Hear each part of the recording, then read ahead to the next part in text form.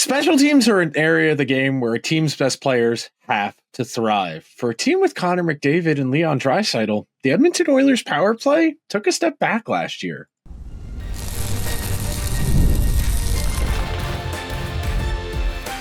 You are Locked On Oilers, your daily podcast on the Edmonton Oilers, part of the Locked On Podcast Network, your team every day. Hello, everyone, and welcome to this Thursday edition of Locked On Oilers. I am your host, Nick Sararis. This upcoming October will be my 4th NHL season as a host on the Locked On Podcast Network, my 10th doing digital hockey content. I couldn't be happier to have you here. Thank you so much to everyone that is making Locked On Oilers their first listen of the day. Locked On Oilers is a part of the Locked On Podcast Network where we've got your team covered every day. And today's episode of Locked On Oilers is brought to you by our friends over at FanDuel. Download the FanDuel app now by visiting FanDuel.com and win $300 in bonus bets if your first $5 bet wins. So, on today's busy Thursday edition of Locked On Oilers, we continue our position group previews series. Today's show, we are going to be talking about the Oilers power play. On yesterday's show, we talked about the goaltending. Tuesday, we talked about the defense. Monday, the forwards. Today, the power play. And we're going to approach it from 3 different angles. We're going to start out just the mechanics of the Oilers power play, what it's supposed to look like, how it's supposed to work, give you a little bit of flavor, give you an understanding of the strategy. Our second segment will pivot to talking about what the numbers say about the Oilers power play year over year. What didn't work for them last year that maybe had in years prior, or what the numbers at least showed there. And then in our final segment, we'll talk about things that can be tweaked. We'll talk about how the Oilers can get better, and we'll talk a bit more about the overall context of special teams play. So to start things out, and I think it's important to address it this way, the Oilers are a team predicated on a handful of contingencies going well. They are a team that, by and large, is expected to play a very specific style of hockey, and it's a challenge, to be fair. And I do want to be reasonable in my critique when I talk about their struggles on the power play last year. This is a unit that, over the last handful of seasons, has been dominant. This is a unit that has consistently been one of the better in the NHL for much of the last 5 to 10 years. This is a unit that has plenty of talent. This is a unit that has plenty of opportunity. But something within the power play was not the same last year. Something within the power play didn't click, didn't jive. And the first thing I wanted to touch on, and just the basics, the Oilers' power play is inherently dangerous because of its unpredictability. When you have Connor McDavid out there, you have a great luxury. Your fulcrum point, your swing point of your power play is not in a fixed location. Most NHL teams are running their power play through one player in a set spot. Usually, it is a puck-moving defenseman that's at the point. And we have seen structures of power plays change over time. Generally speaking, the majority of power plays in today's NHL are something along the lines of a 1-3-1, where you have one defender up high at the blue line, you have one player in and around the net front, and then that middle 3 is trickled across. Now, they're not necessarily even with each other. As we know, Leon Draisaitl is often at the bottom of the circle, whereas Ryan Nugent-Hopkins will usually be top of the circle or even close to the slot, and Zach Hyman will be crashing down around the net front. So I'm going to click on over here to a graphic I have queued up. And if you're watching over on YouTube, you see the visualization where you have numbers and where pucks go. The Oilers' power play comes down to a few principles. Number one, we need zone entries with speed. The zone entry with speed, particularly when McDavid can gather the puck in the Oilers zone and gain the offensive zone, he can build up that gallop, gain the zone with speed, lay a drop pass off, and then get in deep. It creates options. The more options you have, especially when it comes to the power play, the more dangerous you are. Now, if you're watching over on YouTube, you see that number 97 in the high slot area on the left-hand side, on the right-hand side, so he's on his strong side, on his where he can shoot the puck. When Connor drives the net, he is in effect giving himself 3 options. He can do his jitterbug move himself, which he doesn't do often enough if you're asking me. He can go to Leon on that short side from the impossibly sharp angle that basically only Leon scores from consistently. And then, like we saw 2 years ago, he's got that backdoor pass to Zach Hyman. He's got that pass where Hyman, if it gets through, is just a tap in. And what makes this effective is you are putting the goalie in a really difficult situation. You are getting that game played down in that phone booth area. And if you're an everydayer, you've heard me refer to the Oilers power play strategy as a phone booth because that's what you're doing. You're trying to consolidate space. You're trying to condense the game, get everybody down in between the hashes, in between the circles, in and around the net front, and introduce as much chaos as you can. And when you get those 3-lane options where Connor can go straight, he can pass to Hyman, he can pass to Leon, you're creating at least 3 considerations for the defense and the goalie to be aware of. And of course, your power play is not going to work every single time. The best power plays only work a third of the time. And those are really, those are generally speaking, we're going to see that in like the playoffs where a team is going to run at a really high efficiency because it's not as many games.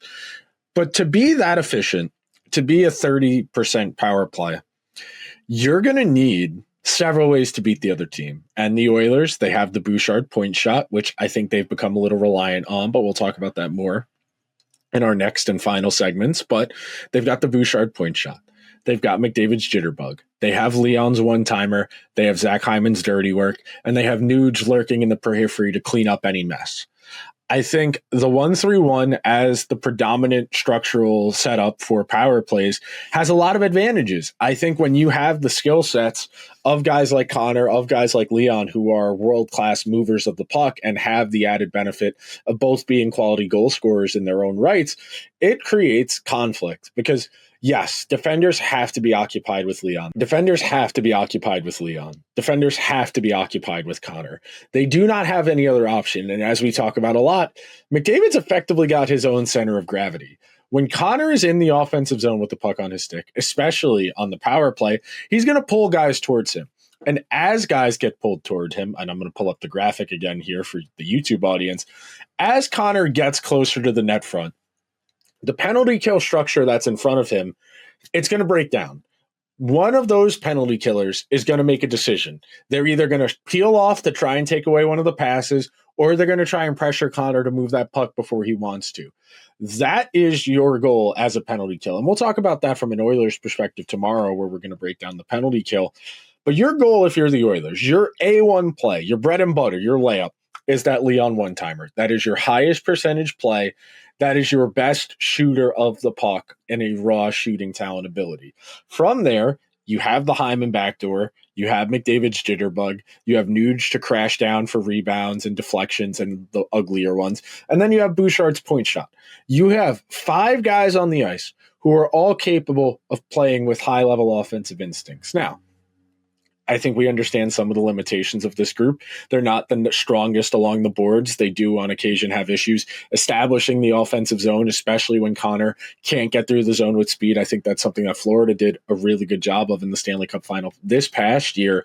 Was as soon as the Oilers would gain the zone on the power play, especially if it was McDavid with speed, they would do a great job of corralling him off towards the wall as opposed to letting him cut towards the net. And you don't stop Connor McDavid. You try to contain him. You try and limit the damage. And some teams have the personnel, guys with longer reaches, who can use their body to effectively corral him, direct him towards the wall. And you can, in essence, force him to move it. And that's the danger of the blue line play the Oilers like to run when they gain the zone with speed. That's where your possession's at the most sensitive, because not only are you moving the puck, you're moving the puck at an area of the ice where you could go offside. You're moving the puck at an area of the ice where your power play defenseman, Evan Bouchard, is going to be caught flat-footed if he makes a mistake. And that happens from time to time.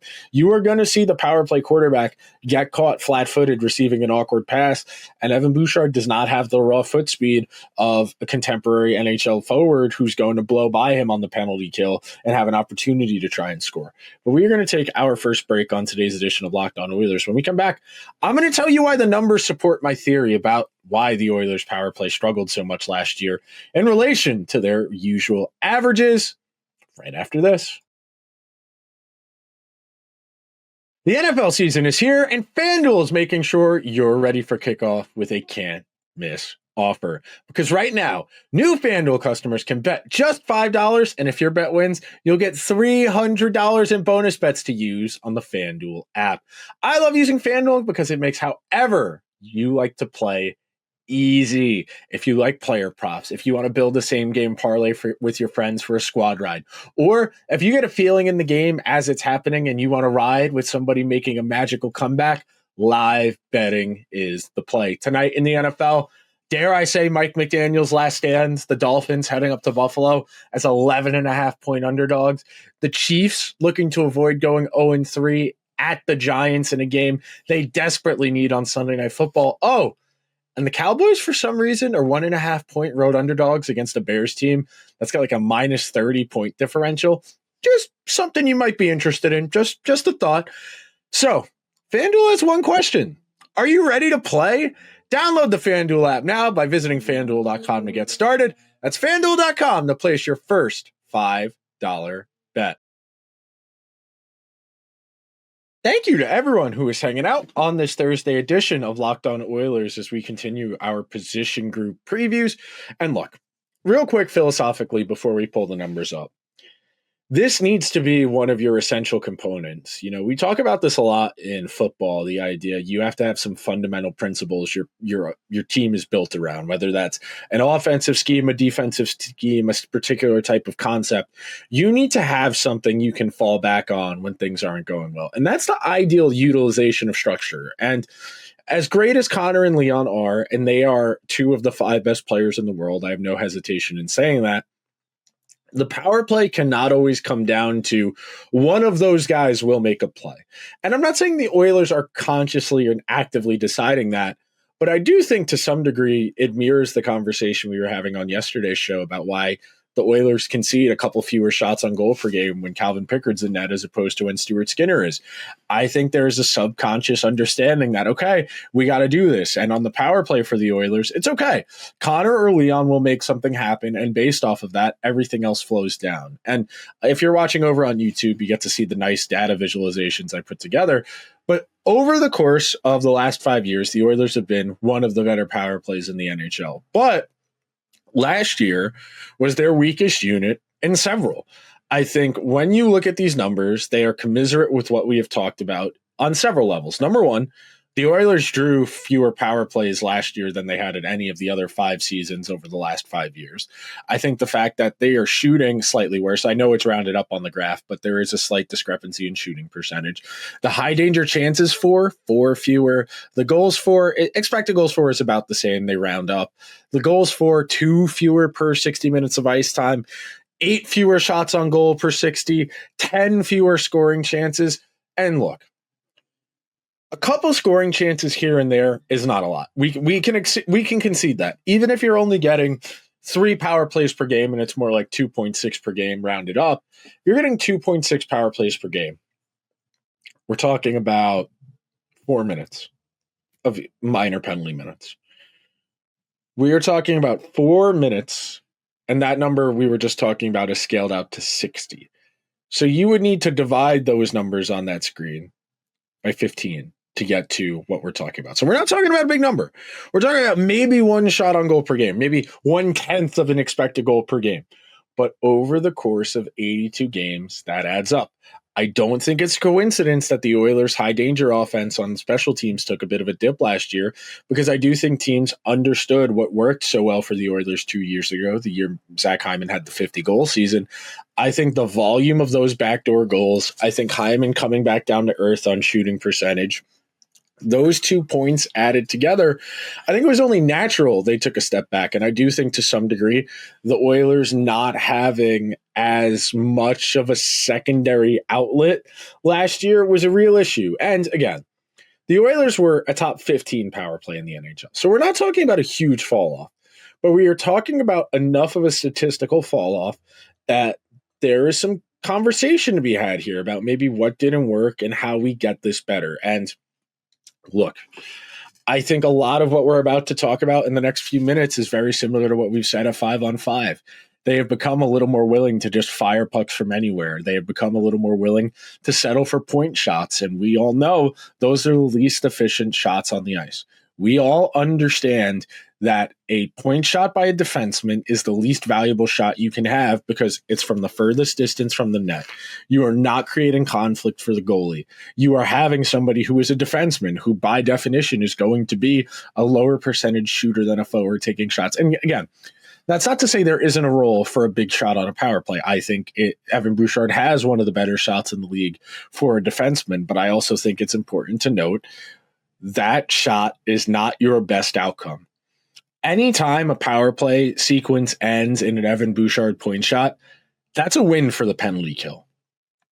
And this is a bit of a zero-sum comparison, but I think when we talk about power play efficiency, this is an area where the Oilers need to dominate. Because not only do you have two of the five best players in the world, you have an elite offensive defenseman. Those three things alone give you the options. And for your team to be dominant, for your team to be good enough to win the whole thing, you need to have great special teams. And look, the power play was better than the penalty kill last year, both regular season and postseason. But the Oilers have a better chance of their power play getting to where they need it than their penalty kill, purely based on the personnel. And power play is an area of the game where your high-end players, your best guys, have the most influence over the direction. They have a material statistical advantage. We know teams are almost 60% more likely to score on the power play than they are at 5-on-5, and that offense matters. The Oilers have the capacity to be a dangerous offense, especially on the power play. I think the zone entries need work. I think the distribution of responsibility needs work. I would not be opposed if the Oilers wanted to get another shoot-first forward out there. I would assume Ike Howard will at some point be a power play forward, but I doubt that'll be at least to start the season, though it's not out of the realm of possibility, I suppose. I want to see this power play get more pucks on net. 10 fewer scoring chances per 60 minutes is a significant, words are hard, I almost said statistical, a significant statistical difference. 10 over 60 minutes is a lot. I would like to see the Oilers get more pucks on net. I would like to see the Oilers get more high danger chances on net. That is your bread and butter. You need those cross-team passes. You need those net front plays. They're not always going to be there, and that's why Evan Bouchard's point shot is our fallback. It keeps the penalty killers honest, but we cannot become overly reliant on it. We need to create defensive conflict. We need the penalty kill to break down. Our number one goal as an offense is to create defensive conflict. Make guys leave their structure, force them to make mistakes, make things happen. We are going to take our second and final break on today's edition of Locked On Oilers. When we come back, we're going to talk about what it all means and why I think the Oilers have to get this power play right, especially in spite of some of the questions they're going to have about their 5-on-5 offense right after this. Most people can't name all their financial accounts or even what they're worth, whether it's 401ks, properties, or investments. And when you don't have the full picture, you can end up leaving money on the table. That's why there's Monarch Money. It's an all-in-one personal finance tool that brings your entire financial life together in one clean, easy-to-use interface on your laptop or phone. Monarch is built for people with busy lives. If you've put off organizing your finances, Monarch is here for you. Monarch does all the heavy lifting. You can link all your accounts in minutes, see clear data visualizations, get smart categorization of your spending, and finally feel in control of your money. And you will never, ever touch a spreadsheet. Monarch made me aware I wasn't saving as much money as I thought I was. I wasn't doing a good enough job about being disciplined in my spending. Now I am putting money aside for plans. I'm going to Vegas in a couple weeks. Looking forward to that. Picked up these headphones earlier in the summer. Monarch helped me get to my financial goals. Don't let financial opportunities slip through the cracks. Use code LOCKEDONNHL at monarchmoney.com in your browser for 50% off your first year subscription. One more time. That is code LOCKEDONNHL at monarchmoney.com for 50% off your first year's subscription. Thank you to everyone who is hanging out on this Thursday edition of Locked On Oilers. And yes, I know there are deliberations in the McDavid negotiations, or at least reportings of deliberations, but short of actionable information, it is not worthy of a full episode yet. I assume at some point next week we will have more to go on, more to talk about. We'll have preseason testing stuff to worry about, and we can talk about that as well. But for now, we continue looking towards the near future, looking towards the Stanley Cup looking towards the start of the 2025-2026 season, where the Oilers are not quite as in a firm position as they've been the last few years. And going into last year, I felt they were pretty good. I didn't think they were great, and they proved me wrong. They had a great Stanley Cup playoff run. They were tremendous. The hockey they played against the Golden Knights and the Stars is some of the best hockey I've seen the Oilers play in the Connor McDavid era. They have the capacity to be Stanley Cup caliber. But the question marks from last year are more amplified. There are serious questions about the 5-on-5 offense, where it's going to come from beyond McDavid, Draisaitl, and Zach Hyman. There are upside plays here, like Ike Howard, like Matthew Savoie, dare I say Andrew Mangiapane, maybe Trent Frederick. Ryan Nugent-Hopkins could bounce back. Zach Hyman maybe bounces back.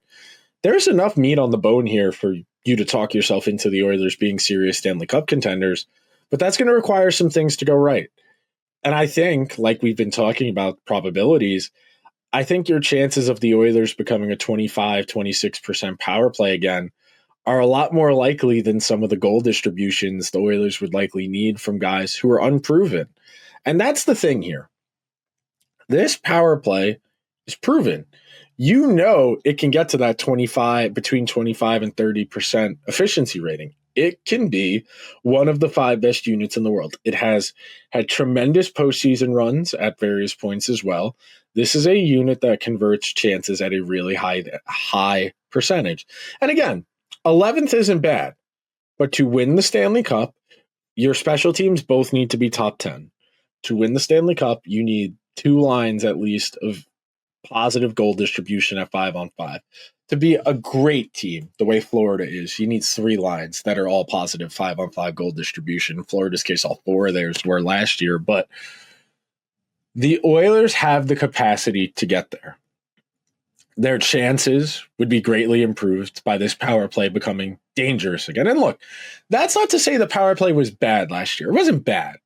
It wasn't as dangerous as it had been in the past, and that fall off matters because that's an area of difference between the two teams year over year. So the team that lost to the Panthers the first time, they were getting 0.4 more power plays per game. That doesn't sound like a lot. But over the course of 7 games, or in this case, 6 games, 0.4 times 6, that's 2 whole power plays over the course of 6 games. Their power play wasn't terrible, but it only scored on 15% of its shots on goal. It was generating 4 fewer shots on goal per 60 minutes in the postseason over the last 2 years. Almost 2 full fewer goals per 60. This is a unit that has the capacity to be the best in the world. And look, I'm not saying the Oilers power play needs to be the best in the world for them to win the Stanley Cup, but they have a better chance of that than some of the other contingencies they would need. And I think some of this comes down to habits and it comes down to tendency. How comfortable can the Oilers get certain players in new roles? Can the Oilers get Zach Hyman closer to what he was 2 years ago? Can the Oilers get Ryan Nugent-Hopkins to remember he's a former first overall pick? Can the Oilers find another player, whether it's Savoie, Howard, or someone else, who can maybe be more dangerous than Ryan Nugent-Hopkins? Do we need to adjust our strategy? Do we need to get Leon tighter to the net and trying to open up the back door more for whoever's on the opposite side? Do we want to try and walk Bouchard tighter down? Do we want that first play from the blue line coming closer to, say, the high slot as opposed to the true point? What can we do to make it more difficult for the defense? And penalty killers are more than happy to watch you pass the puck around the perimeter of the zone. And I come back to this all the time. There are 2 ways to move the puck in hockey. You can skate the puck where you want it to go, or you can pass it where you want to go. Your goal as a player on a power play is to do both. Anytime a power play becomes stationary, where the puck is just getting whipped around 5 guys as the other 4 watch them, that power play is not feeling confident. It is not creating leverage problems. It is not making guys lean. It is not making guys overcommit. You need to be your ideal outcome on a power play is a persistent state of motion. You have your skaters moving closer and closer to the net. You have them doing it in a circular motion. The Oilers like to use width. They are very good at using width on the power play, that wide zone length pass. It's susceptible to being broken up, but because they have such good passing talent, they're able to get away with it more than some of the other teams you might think. And when you are getting that wide pass, that left to right, right to left, you are getting the goalie moving post to post. You are getting the penalty killers to move. And if the puck ends up on Connor's stick, if it ends up on Leon's stick, they're pulling defenses towards them. It's going to create a situation where you have the capacity for dangerous offense. And I should note, just because you create dangerous offense does not necessarily mean you're going to score. I think the Oilers can score more. I think they can create more dangerous offense. This unit has plenty to work with. We will break out the dry erase board, I am sure, at numerous points during the course of the upcoming regular season to talk about some of the wrinkles. I loved what Corey Perry was giving them in the second and third rounds of the playoffs, where he would put his back to the defender, he would put his back to the goalie, and then he would have the puck on his forehand, and he would either broom just straight turn swoop like the hockey guys in bubble hockey, or he would backhand pass it across the crease and create a really dangerous play. Those types of offensive instincts are hard to nurture. Those take time. Corey Perry's 20 years into an NHL career. He's over the age of 40 now. That's someone who found a way to keep making himself useful, even though he doesn't have a ton of foot speed. And look, that's one of the undercurrents of this. Other than McDavid, that first power play unit, Leon is a good skater, but he's more of a agility, lateral, and using his size to create space, whereas Connor is raw speed. And when you have that Lightning McQueen speed, you can get away with a lot more. And Connor, God bless him, is a tremendous carrier of the puck, but he needs more than that. The Oilers need to give him more options on that power play, because this is one of the ways they have the capacity to get closer to where they want to be.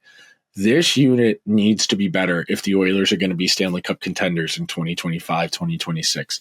That'll do it for today's edition of Locked On Oilers. If you could be so kind, please subscribe to the show wherever you get your podcasts or over on YouTube. Be sure to check out Locked On NHL and Locked On NHL Game Night wherever you get your podcasts to start getting ready for the upcoming NHL season.